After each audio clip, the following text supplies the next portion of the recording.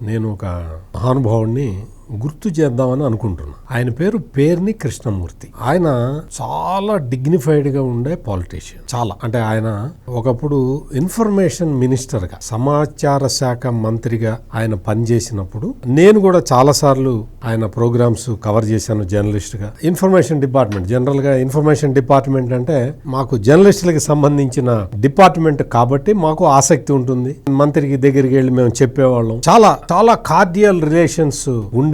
ఆయన పేర్ని కృష్ణమూర్తి గారు చాలా అద్భుతంగా ఇన్ఫర్మేషన్ డిపార్ట్మెంట్ లో ఉన్న ఆఫీసర్లతోటి ఏదైనా రివ్యూ మీటింగ్ పెట్టినప్పుడు చాలా హుందాగా మాట్లాడేవాడు, చాలా సరదాగా ఉండేవాడు. అధికారుల్ని చాలా దగ్గర తీసుకొని మాట్లాడి వాళ్ళు కూడా అసలు అంకిత భావంతో పనిచేసేవాళ్ళు. ఆ రోజుల్లో పేర్ని కృష్ణమూర్తి గారు ఇన్ఫర్మేషన్ మంత్రిగా ఉన్న కాలంలో ఇన్ఫర్మేషన్ డిపార్ట్మెంట్ చాలా వైబ్రెంట్ గా పనిచేసింది. అటువంటి పేర్ని కృష్ణమూర్తి గారికి మరి పేర్ని నాని మరి కొడుకు ఎట్లా అయ్యాడో, మరి తండ్రి నుంచి ఆ డిగ్నిటీ అది ఇతను ఎందుకు నేర్చుకోలేదో నాకు ఎన్నిసార్లు ఆలోచించినా నాకైతే అర్థం కావట్లేదు.